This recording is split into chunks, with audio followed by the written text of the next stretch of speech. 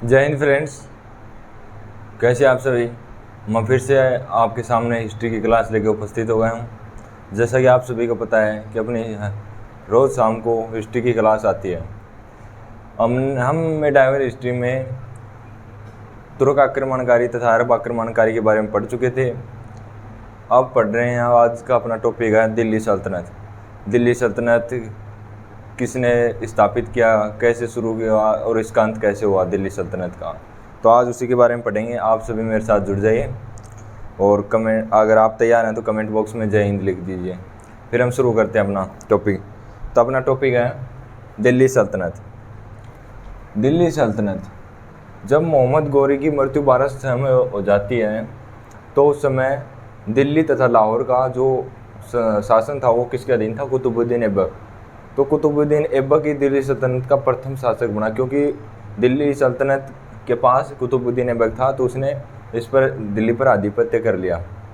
तो दिल्ली सल्तनत की शुरुआत 1206 में कुतुबुद्दीन ऐबक ने की, नींव डाली 1206 में, और 1526 में पानीपत के प्रथम युद्ध में दिल्ली सल्तनत का अंत हो गया और 1526 में भारत में मुगल साम्राज्य की नींव रखी। किसने रखी? वो बाबर ने रखी। पानीपत के प्रथम युद्ध में इब्राहिम लोदी को हरा दिया। तो ऐसे दिल्ली सल्तनत की शुरुआत हुई और 1526 में अंत हो गया। तो दिल्ली सल्तनत के अंतर्गत कौन कौन से वंश आते हैं, पहले उनके बारे में देख लेते हैं कि कितने वंश है। तो दिल्ली सल्तनत के अंतर्गत आपके ये 5 वंश आते हैं। 5 वंश में कौन कौन सा है? पहला आपका गुलाम वंश। गुलाम वंश आपका 1206 से 1290 तक रहा। 1206 में कुतुबुद्दीन ऐबक और 1290 में गुलाम वंश का अंत हो गया था।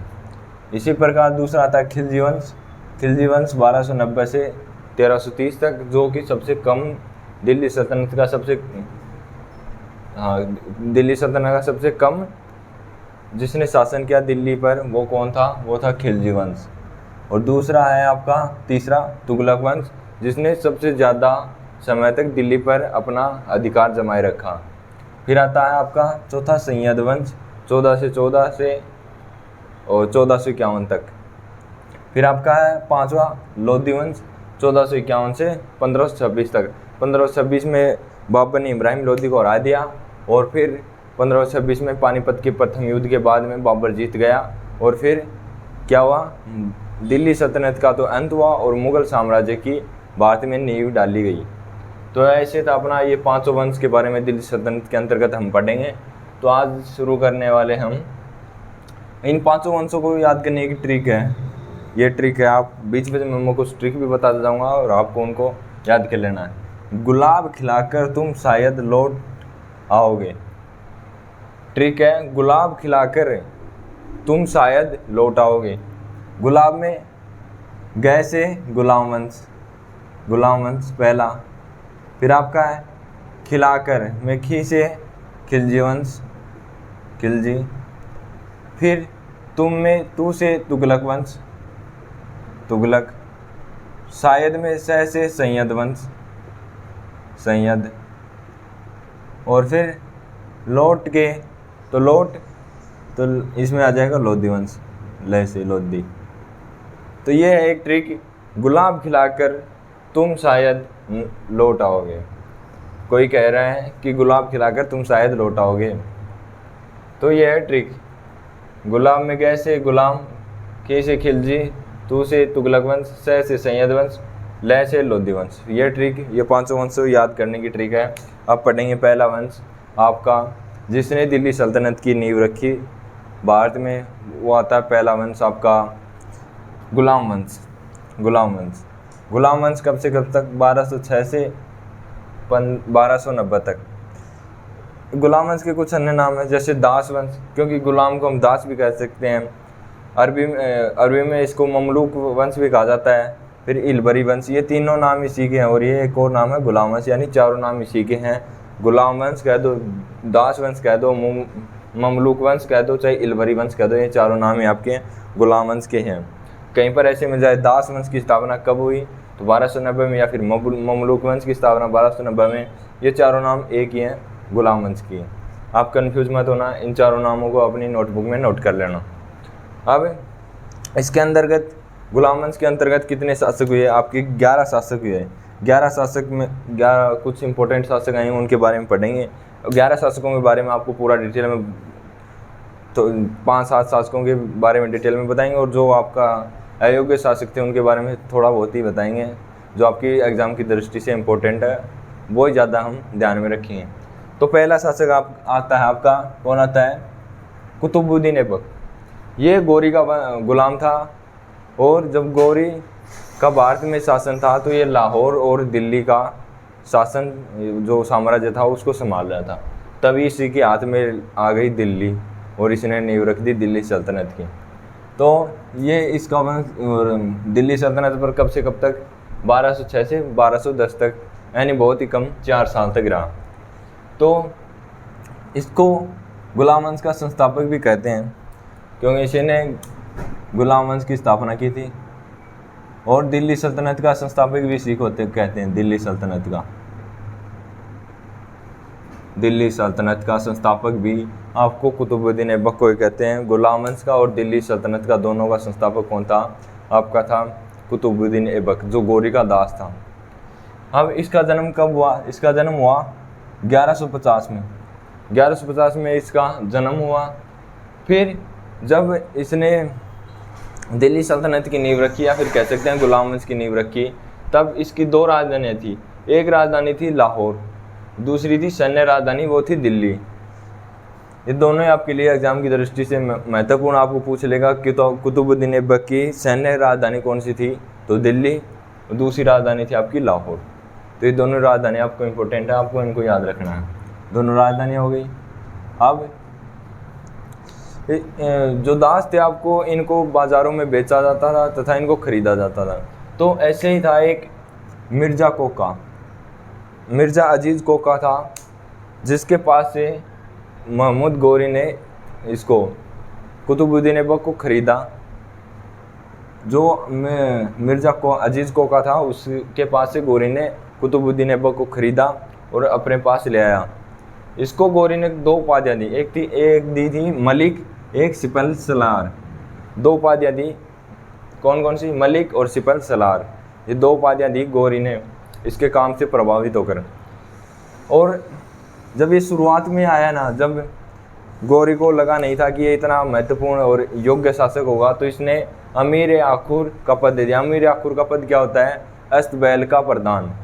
जो आपका अस्तबैल जहाँ पे घोड़ों को रखा जाता था, उसको कहते थे अमीर आखुर। जो अस्तबैल का प्रधान होता था उसको कहते थे अमीर आखुर। तो उसको कुतुबुद्दीन ऐबक को महमूद गौरी ने ये पद दे दिया शुरुआत में।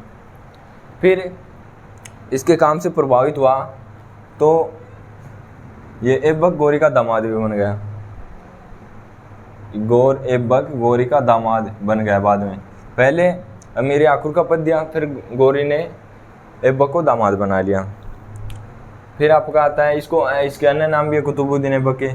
पील बख्श। पील बख्श का मतलब हथियारों का दान करने वाला। ये हथियारों का दान करता था। दूसरा लाख बख्श, लाखों का दान करने वाला। फिर आता है इसको आतिम द्वितीय भी कहते हैं। कुरान खान भी इसी का नाम है, अन्य नाम। इसके उपनाम है चारों। पहला है पील बख्श, दूसरा लाख बख्श, तीसरा आतिम बख्श, चौथा आता है कुरान खां। तो ये चारों नाम इसी के। और इसका गुरु था, वो था बख्तियार काकी, ना कि बख्तियार खिलजी। बख्तियार काकी इसका गुरु था, और बख्तियार काकी के गुरु थे मोइनुद्दीन चिश्ती। ऐबक का गुरु था बख्तियार काकी, और बख्तियार काकी के गुरु कौन था? मोइनुद्दीन चिश्ती, जो 1192 में गौरी के साथ तराइन के द्वितीय युद्ध में भारत आया था। वो बख्तियार के गुरु थे, और बख्तियार था आपका कुतुबुद्दीन ऐबक का गुरु।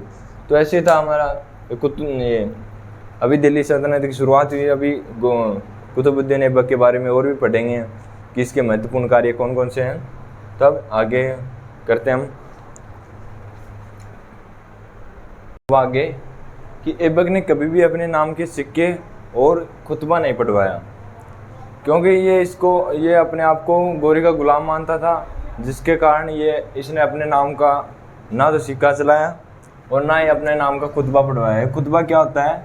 जो राजा का एक प्रशंसा पत्र होता है। जब वो गद्दी पर बैठता है तो उसके बाद उसकी प्रशंसाएं सुना जाती हैं। उसके बारे में अच्छे अच्छे गुणगान गाए जाते हैं, उसको कहते हैं खुतबा। प्रशंसा पत्र पढ़वाना अपने नाम का, ये होता है खुतबा। इसने ना तो अपने नाम का सिक्का जारी किया और ना ही अपने नाम का कोई खुतबा पढ़वाया। फिर इसने जो इसका गुरु था बख्तियार काकी, उसकी याद में इसने कुतुब मीनार जो दिल्ली में स्थित है उसका निर्माण शुरू करवाया, ना कि पूरा किया। इसने बख्तियार काकी इसका गुरु था और उसकी याद में इसने कुतुब मीनार का निर्माण शुरू करवाया। फिर इसके कुछ निर्माण कार्य हैं। इसके निर्माण कार्य पहला आता है कुव्वत उल इस्लाम मस्जिद, जो उत्तर भारत की प्रथम मस्जिद थी वो दिल्ली में, वो इसने बनवाई। क्या बनवाई? प्रथम कुव्वत उल इस्लाम मस्जिद, जो उत्तर भारत की प्रथम मस्जिद दिल्ली में है, वो बनवाई इसने, कुतुबुद्दीन ऐबक ने। दूसरा, 2.5 दिन का झोपड़ा, जो अजमेर में स्थित है। 2.5 दिन का झोपड़ा एक मस्जिद है, वो इसने बनवाई। क्या 2.5 दिन का झोपड़ा इसका कैसे नाम पड़ा? क्योंकि इसको 2.5 दिन में बनाया गया था, इस कारण इसका नाम 2.5 दिन का झोपड़ा पड़ा।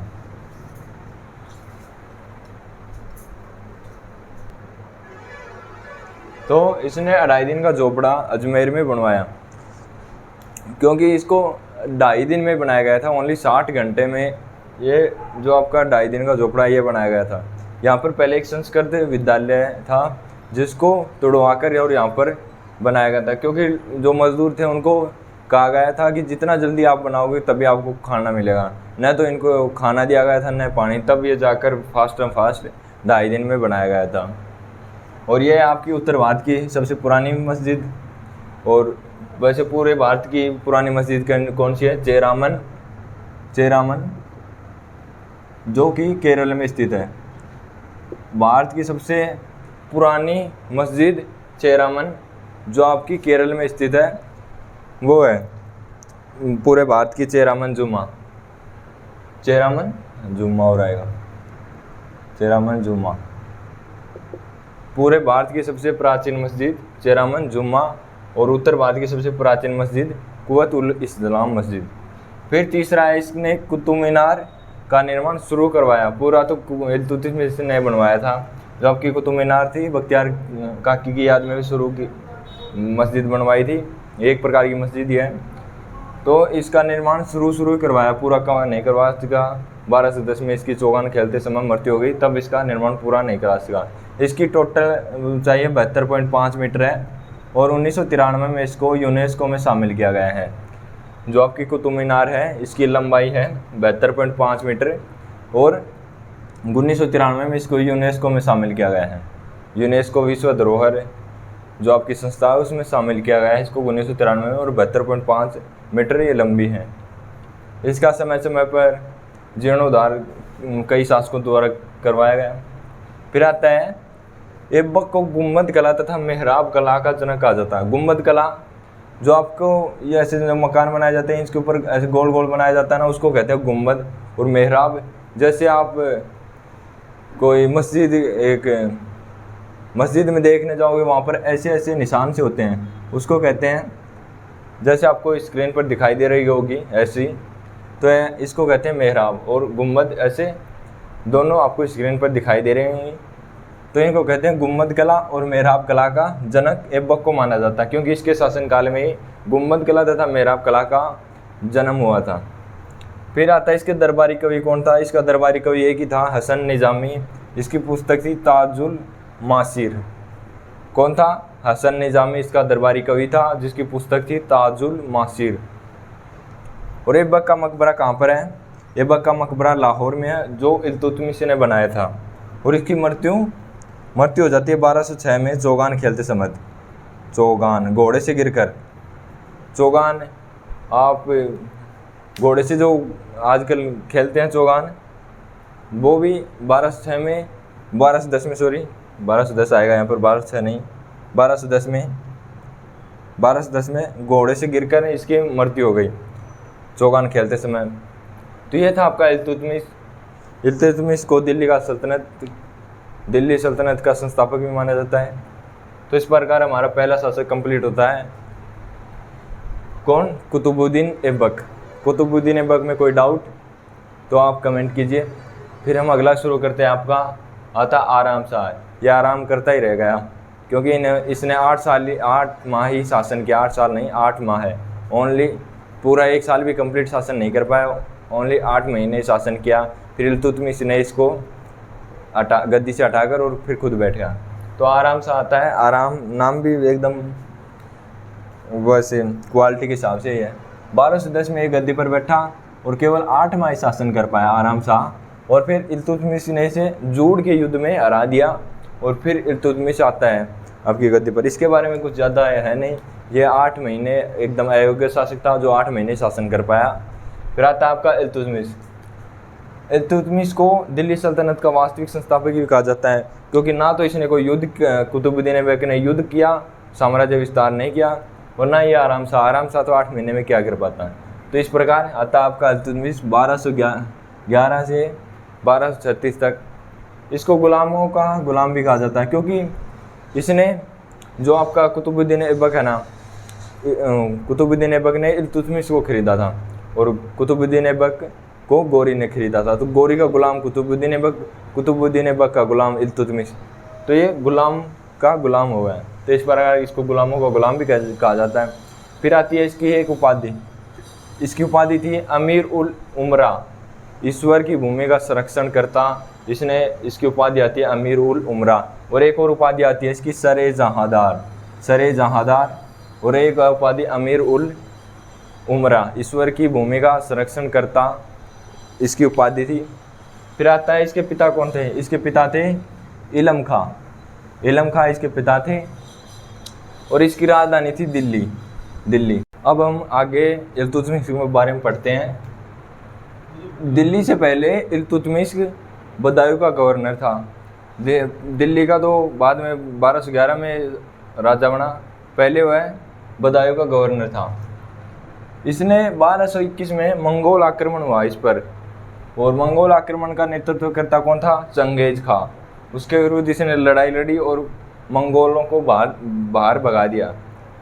फिर इसने कुछ अपने नाम की मुद्राएं जारी की, जैसे पित्तल टंका, जो आपका पित्तल था वो तांबे का था, और टंका ये चांदी का 175 ग्रेन का था, मतलब 11 ग्राम का।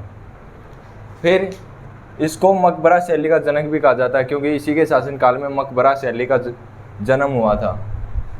फिर आता है भारत का प्रथम मकबरा, सुल्तानगढ़ी का मकबरा इसी ने बनवाया था, और वो किसकी याद में, अपने बड़े बेटे महमूद की याद में बनवाया था सुल्तानगढ़ी का मकबरा। भारत का प्रथम मकबरा सुल्तानगढ़ी का मकबरा किसकी याद में, अपने बड़े बेटे महमूद की याद में बनवाया था। फिर आता है टकसाल। इससे पहले जो सिक्के जारी किए जाते थे उन पर टकसाल का नाम नहीं लिखा जाता। टकसाल क्या होती है, जहाँ पर सिक्कों का निर्माण किया जाता है उसे कहते हैं टकसाल। तो इसने क्या किया कि टकसाल, जहाँ पर सिक्कों का निर्माण होता था जिस टकसाल में, उसी का नाम सिक्कों पर लिखवाना शुरू कर दिया। जैसे भारत में वर्तमान में 4 टकसाल हैं, तो इसने टकसाल का नाम लिखाना शुरू किया था। फिर आता है अंतरकीन का दरवाज़ा, जोधपुर में इसने बनवाया। फिर इसका आता है दरबारी कवि। दरबारी कवि था इसका एक मिहाज उस सिराज इसका दरबारी कवि था, जिसकी पुस्तक है तबकात ए नासिरी। कौन था इसका दरबारी कवि, मिहाज उस सिराज, और कौन सी पुस्तक थी, तबकात ए नासिरी इसकी पुस्तक थी। फिर आता है ये कई पुस्तकों में ऐसे मिलता है कि ये शमसी वंश से संबंधित था। इसको खरीदने से पहले ये शमसी वंश का था, तो इसको शमसी वंश का भी संस्थापक माना जाता है। तो इम्पोर्टेंट है, कई बार क्वेश्चन में एग्जाम में प्रश्न पूछ लेता है कि शमसी वंश का संस्थापक कौन था, तो वो था आपका इल्तुतमिश। और इसका मकबरा कहाँ पर है, दिल्ली में इसका मकबरा है, जो इसने स्वयं नहीं बनवाया था, दिल्ली इसका मकबरा खुद का। और इसने कुतुब मीनार का निर्माण पूरा करवाया। कुतुब मीनार का निर्माण कुतुबुद्दीन ऐबक ने बख्तियार काकी के याद में शुरू किया था, और फिर इसने पूरा करवाया था। तो ये था हमारा इल्तुतमिश, कुतुबुद्दीन ऐबक और आराम शाह। और कल पढ़ेंगे हम रजिया सुल्तान के बारे में। तो आज के लिए बस इतना ही, मिलते हैं कल। तब तक के लिए आप अपना ख्याल रखिए और मेरा भी, और इस चैनल को ज़्यादा से ज़्यादा सपोर्ट कीजिए। तो मिलते हैं कल, तब तक के लिए जय हिंद जय भारत।